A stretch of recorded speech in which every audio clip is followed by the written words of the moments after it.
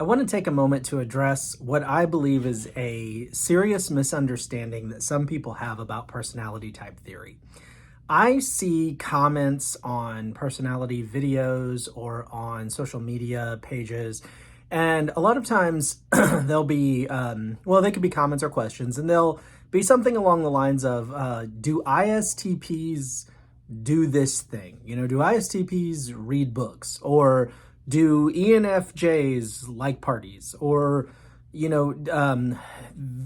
might be a comment along the lines of, well, I know a lot of people who do this thing, so they must be this type. Or, my sister does this thing, so what type is she most likely because she does this thing? Maybe it could be this person crafts, or this person does sports, or this person is into cars, or this person reads a lot of books, or this person likes movies, or whatever the case may be, right? Just pick a random thing that people might do.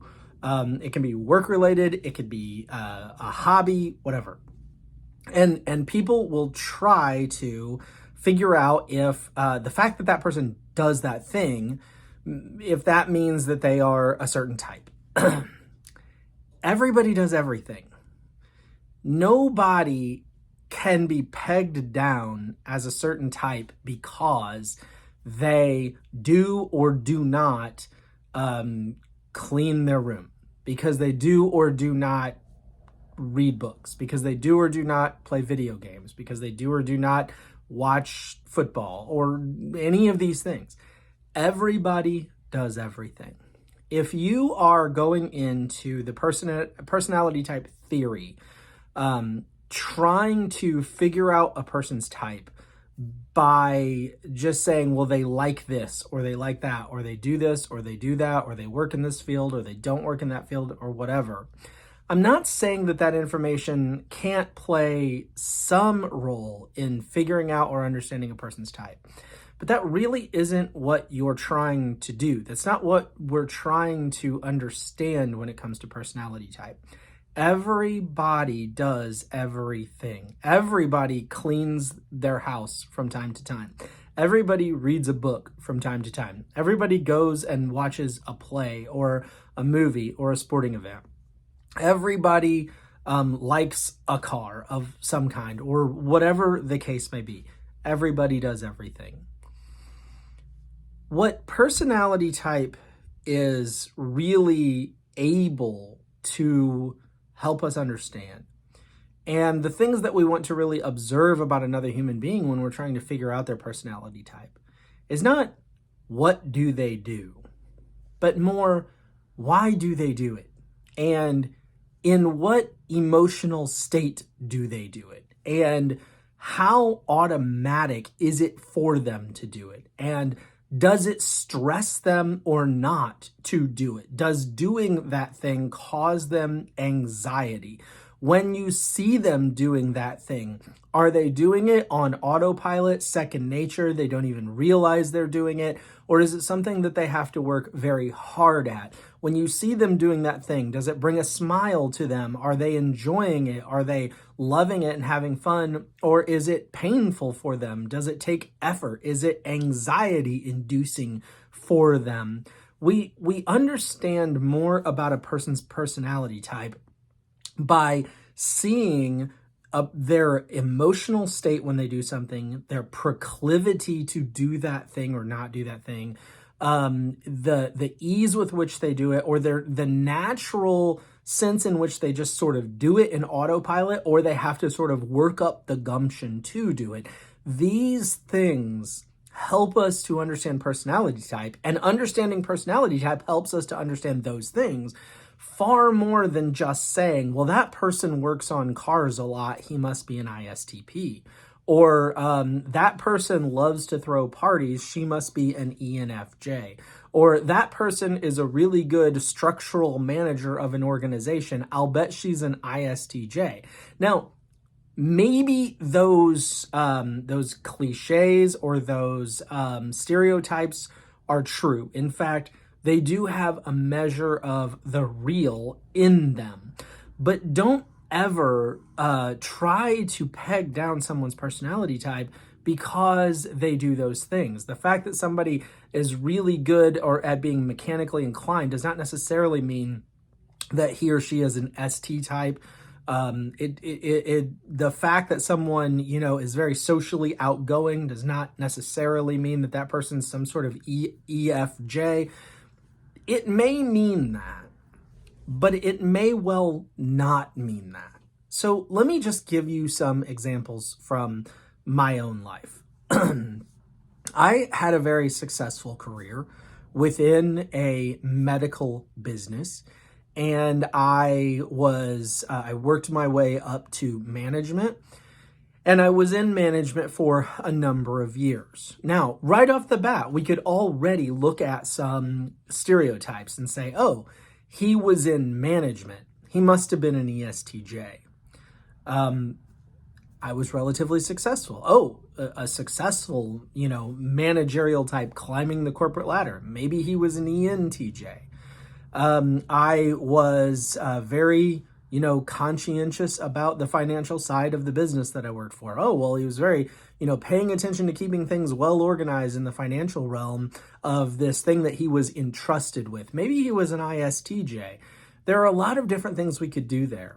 But the reality is, being in management was not easy for me. I didn't just fall into it. I ascended to it out of a sense of pride in my young age that I wanted people to see me as something special. So if I became a manager, surely, I'm running this operation. Look at me. I must be special. But in the grand scheme of things, I actually cared very little about the product or what we were accomplishing as an organization. I just wanted to create an environment that functioned really well and looked amazing, and where the higher up management in the company might come in and look around and go, wow, this place looks amazing. This is exactly how one of our branches of our operation should run. And kudos to the guy who's running it. Isn't he great? I was really looking for that sort of feedback from people that I respected, people higher up than me in the hierarchy of the business, where they would come in and look at me and say, aren't you amazing? But I had to work really hard at it, and it was extremely stress-inducing for me. My motive was more receiving praise from not all people. I didn't care about the praises of all people, but from a select few. And my emotional state of being on a daily basis while I was in that environment was one of extreme anxiety, worry, fear. I didn't really, let me say it this way. I did do a good job, but I didn't do a good job for all the right reasons. And it wasn't natural for me.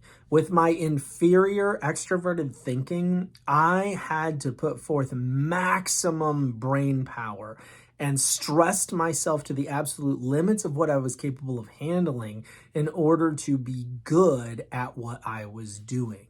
Now, an ESTJ perhaps could step into a management role and be really good at it and feel very natural about it, and maybe even have the exact same outcomes as I did. Maybe even look very similar in the doing of it, but that person would be doing it for different reasons. That person would be doing it with a different mindset. It would have a different level of ease or difficulty to another person. It would induce more or less stress to another person. And even in what I'm saying now, I automatically defaulted to the ESTJ to say, oh, the ESTJ in that managerial position, I'm doing the very thing that I'm challenging all of you not to do, which is to take an activity, management, being in management, and saying, well, that person's in management, so that person must be this type. That's just not true. All sorts of types find themselves in a managerial role in a business, and for all sorts of reasons. And their success, to the degree that it depends on themselves, will skyrocket or will fall for a whole host of reasons, and their emotional state in the doing of that managing will vary dramatically, whether you're talking about an INTJ manager or you're talking about an ESFP manager. And so also that applies to the cleaning of a house or the driving of a car or the dressing of oneself or the way that one chooses to make a video like I'm making right now. All types can make videos, but their motivation for doing it will be different. Their method of doing it will be different. The ease or difficulty with which they do it will be different. The stress that is brought on to them while they're doing it or not brought on while they're doing it will be different. And understanding the cognitive functions and saying something like, well, the reason we would expect an ESTJ or an ENTJ to fall into perhaps a managerial role, like I said a moment ago, is because their natural inclination is to TE, extroverted thinking, get things done. And so they're just sort of doing that on autopilot. They don't necessarily need to invest themselves way beyond what they're capable of or stress themselves to the degree that someone with inferior extroverted thinking, such as myself, might have to. So the question is not, are they a manager? The question is, how does being a manager make them feel? What kind of stress and anxiety is or is not present in their life because of the life path that led them into management? What is it that led them into management? Why did they go in that direction? And so on and so forth it goes, with an endless stream of various activities, whether they be work choices, home choices, marriage choices, parenting choices, whether it be, the way that they spend their free time, their hobbies, all of these things. Please don't fall into the bad habit of taking certain activities or ways of life and saying, well, every time or almost every time I see someone participating in that activity or structuring his or her life this way or going into that field of employment, that must mean that he or she is or is most likely this one certain personality type. People do all of these different things regardless of their personality type, but the question is not what are they doing? The question is why are they doing it and how easily do they do it? How difficult is it for them? And what kind of stress and anxiety does it create within them? Or perhaps it doesn't create stress and anxiety within them. And that is an indicator more of what their personality type is than just the flat out what are they doing or what are they not doing. I hope that I was clear enough in this, that the heart of what I'm trying to say came through. To the degree that I failed, please forgive me. I do appreciate you watching. Please click like if you found this video to be informational, entertaining, or useful. Please subscribe if you have not done so already. And thank you very much. Have an awesome day. Bye now.